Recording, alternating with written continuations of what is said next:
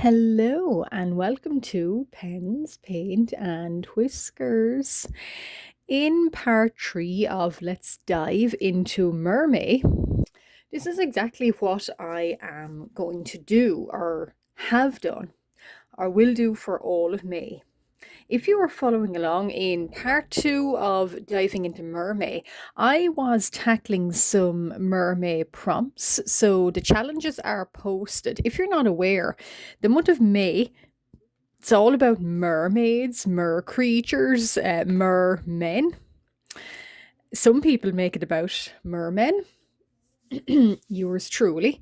But all throughout the month of May, certain creators, particularly on Instagram, they will publish lists usually in April, and it's about all of these prompts. And these prompts are using words and using ideas, and you have to draw mer creatures, mermaids, mermen sometimes based around them. So this little fella, I tackled him in part 1 and 2. So I'm going to be drawing more of him this time round, and we'll get a little bit of these guys done as well. So you can also, and I spoke a little bit about how to handle prompts or how to set yourself up for the challenge in that it won't become overwhelming, because it's very easy to get overwhelmed by 31 prompts and not know what to do or where to start or how to handle anything. So I did pick in part 1, and I have lost it now. I'm not sure what. Oh, here it is. Lucy. So this creator, she and I'll put them all down in the description as well. She there's other ones that do overlap too. So everybody is going to come up with something similar. And certainly there can be overlap, but Lucy here, so she chose on day 16. Now, you don't have to do all of them. Every single day you don't have to do anything, because I will not be able to do anything every single day. But one of the ones that appealed to me is Trident. So I went with that. I choose Trident. And there's all sorts of ways of thinking about a trident. But anyway, I have thought about very typically a trident and a little mer creature holding the trident anyway. And in part 1 and 2, I did speak about he's quite shimmery. So if I hold him up towards the light, you can see the shimmer on him. In part 1, I spoke about what I would like. I changed his pose, but I'd like him staring at something off in the horizon. Then I changed his pose, and then in part 2, I choose colours for him. Now, I couldn't decide. I left off. I couldn't decide what I liked for those colours, except that I knew very well that wine and blue, they were a no-go with him. So that's kind of where I left off, and it sort of annoyed me a little bit that he kind of, when I finished filming, I went and thought more about him. And I kind of thought, I don't tend to like wine and blue, or certainly I do like blue, but wine is a little bit of a no-go for me. And no matter what I did or I tested the colours, it just wasn't working for me. So, given that it is it's not my challenge, but it's my rules, my channel, and how I handle the prompts, I am not going to. I know I did say on part 1 that I was going to do him in those colours.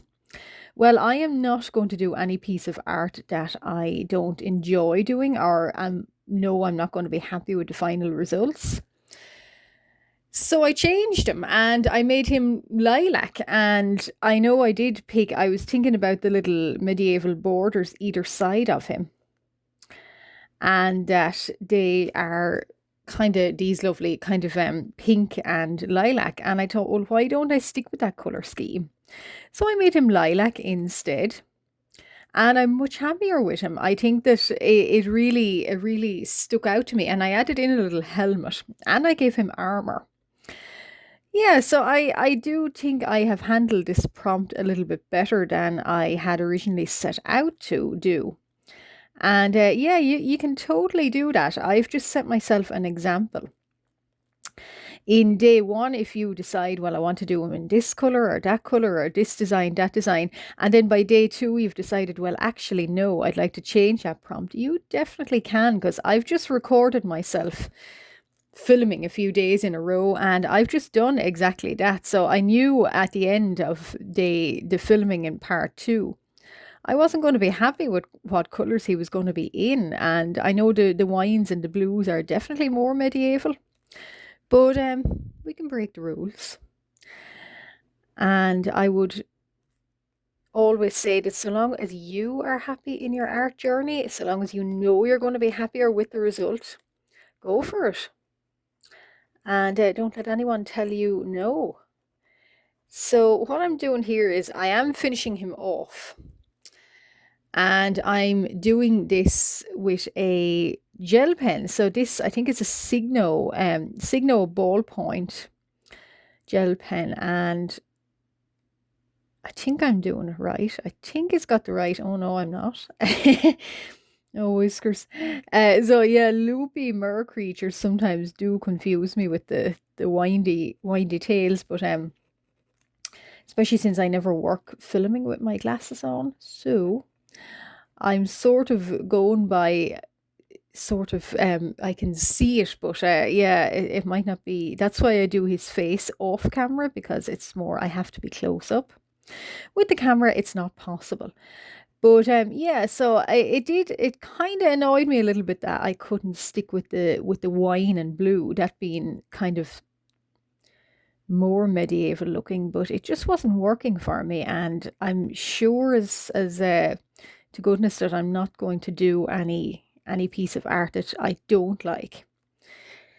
So yeah, so now I'm lining him. So the last finishing touches are on him. What I did was off camera, I made him, I should say, this is my 300 GSM watercolor, Luell Mellow watercolor sketchbook. And it pretty much handles everything beautifully, apart from, sometimes alcohol markers, which that's to be expected. So that's what he's painted in, and his background, a lot of him is actually acrylic. It's acrylic paint and acrylic marker. And usually with the acrylic paint, what I did was I have a metallic watercolor and I go over it to give him this sort of sheen that you can see when I hold him towards the light. So he has, I think it's Elements metallic watercolor. He has those over him. And the Trident here is I think it's a Signo metallic. Signo metallic, I'm certain. That's what it is. And what I do is to give my characters a little bit of an edge, is I will go over them. So I'll outline them in white. And I've seen some artists do so. And it really, really kind of, as you can see, he's outlined in white. So I think it really kind of puts him a cut above the rest. And that's kind of the last finishing touches, is outlining a character in white. And as you can see, the watercolor, this metallic watercolor, it really went beautifully over him. And you can see that, yeah, so he's got a little bit of horns on him, just a little, and you can never have enough. Whiskers. Do you want horns on mermen? Yes. And yeah, so, and his skin pattern. So I gave a little bit, I've done a little bit with this gel pen here. It's a really great gel pen. I added in these little kind of stars because, who doesn't like stars? And always a little bit of extra magic with them.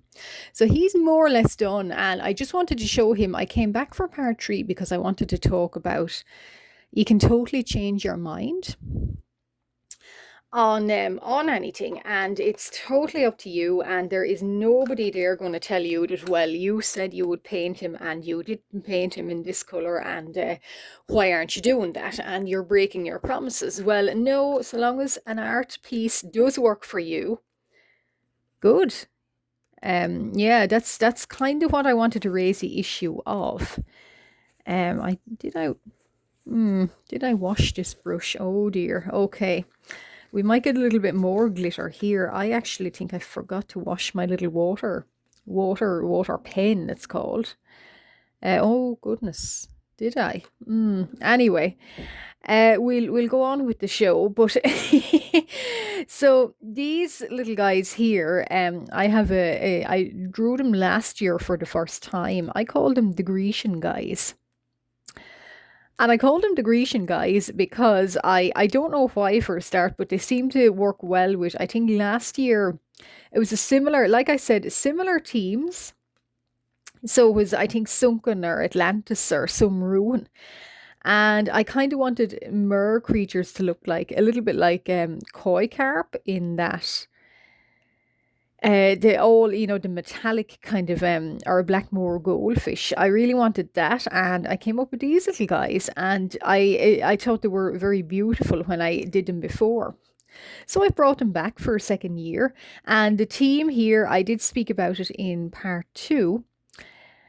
The chosen team for them was, I think it was Sunken Ruin or something sunken anyway. There's always with Mermay, there is always you can bet any money on it then that something will be sunken in it. So and you can combine prompts as well. So I am combining. I think if there's Atlantis Ruin and Sunken, that's what I'm doing here. And so, yeah, so I thought that it would be quite interesting to bring back these guys and what they are doing here. So it was a little bit kind of hard at the start, and I have changed poses again. And yes, I have outlined them in pen first. So I did a really brave thing there yesterday. So I was really proud of myself for being so brave. But yeah, so I decided to bring them back, and what they are doing here is, I imagine that in the coast or along the coast of well, I don't know about much about Atlantis, but the Mediterranean anyway. It doesn't necessarily have to be Atlantis, but yeah, so they're kind of, they don't quite live in very deep water, but they're snuffling along and they're looking for basically whatever it is they eat, like mollusks and shells and, well, squids and crabs and things. And one of them kind of hits off under the sand what he probably figures out or has a look at, its lips and a nose. And as they snuffle more and they dig up more, they find a sunken statue. So a marble, think, or a copper, sort of copper, I think. I think I'm going to do this copper. A copper statue, and the copper statue is a Grecian sort of hero, one of those, sort of like the Olympian discus thrower. And of course, they don't know what this is. Well, they probably figure out it's human, all right, but or he's got two legs and we haven't. And then along with him, you can see there's bits of Grecian, maybe pottery shards, I'm thinking. And yeah, so they're all kind of, they've gathered in. So this little guy, or these two here, probably were on the scene first, and then the other guys here, they've came in and they're kind of offering their thoughts or what they think. And I like the idea that I've just captured that moment when they first make this discovery, and what are they thinking about it, and what runs through their thoughts. So yeah, what thoughts kind of filter through their little brains because they've forgot all about getting lunch. So yeah, it's kind of like I hope to capture kind of the, not necessarily all the time the wonder of such a thing, but yeah, just the kind of the serendipity of, look what I found and look what you found and what will we do with them.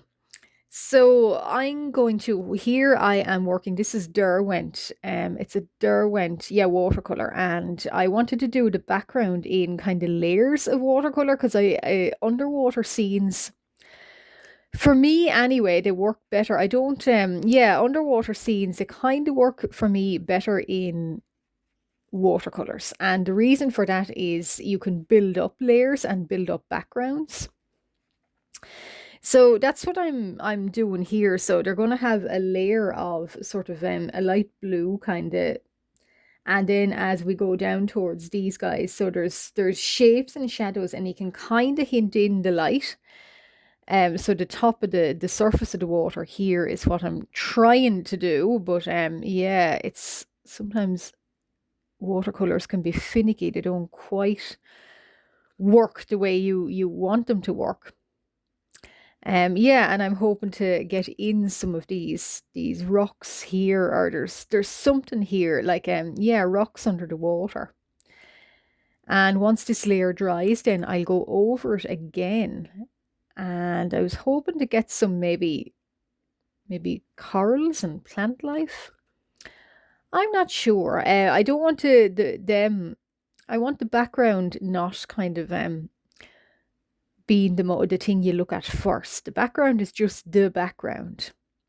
And I might do a little like a shoal of fish in a blue pen. I'm not sure. But when I come back in my next video, so all of my videos this month, the entirety of May is going to be Mermay. And the next video, I think when we're halfway through May, I'm making a video about yeah, doing mer creatures based on actual fish. So it might help with prompts. If there is some lists have actual fish, and yeah, I'll speak about that. And if there is a Mermay list that has some do kind of endangered fish, some do freshwater, lake fish, river fish. I generally don't do those lists, but I might do kind of my own idea, my own spin on it, that kind of choosing real life fish to kind of you know, how would you make a mer creature out of real life fish? So that's my next 3 little videos. And then we should be at the very end of May, and that's the end of mer people until next year. So yeah. I like that. Okay, so yeah, sometimes this is what I'm talking about with watercolors. So sometimes with watercolors, they're kind of sporadic, and I do like that formation there. So I'm going to leave that. That just sort of happened just there. Getting a little bit distracted. And this pen, I should say, the pen that they are inked in is a Unipin fine liner. And it is water resistant. So that's actually why I choose it, because I knew I would be putting in the background. So I wanted to protect sort of the integrity of them, if that makes sense. And then kind of I knew that, because there's nothing worse than a pen saying it's water resistant, and as soon as you add water, it runs. This is not, so that's why they're sort of, they're holding their shape. They're holding their own, we'll say. And goodness, are they holding their own? So we'll put in another little kind of idea of the rocks here. And of course, off camera, I'll work up a little bit more on this. But yeah, so far I'm really liking how they kind of look like it's in sort of the sea area. Look like they're kind of yeah, coral reefs. And there's going to be, once I add little shoals of fish kind of, you know, swimming, nobody will know that it was ever drawn on land. A little bit of, and what I'll do is I will do little light shafts, so little kind of, they're a little bit tricky. So I might do them in the next video, but little kind of shafts of light. So, and how you do this is you can get the water, actually I might do it now, you can get the watercolor to lift. So a piece of napkin paper, and what I'm doing is I'm just actually wiping and trying not to disturb. Yeah, so sort of a light, and going back with my, yeah, that kind of idea. So always have a napkin on you when you are painting with watercolor, because it's good for what I've just done. So for creating highlights, you can actually, if the paint is still wet, you can go back with a napkin and you can lift it, as I'm just doing. So squeaky paper. But that's good. And I'll put in another one. Now, I'm not quite sure I like how dark that is, but it can be rescued. So yeah, so you can see what I'm doing here with little light shafts. So subtly sort of playing around with light shafts and sort of that kind of idea of the ripple and sort of the way water and light behave together. And another thing I would say is if you're really interested in doing this or underwater scenes, actually look them up on the likes of Pinterest and Google, and even watching kind of on YouTube. Just look at aquarium kind of even aquarium like videos or ASMR or something, and see how the light behaves. Because in my next video, so this is the end of this little just diving into Mermay and doing some of the challenges.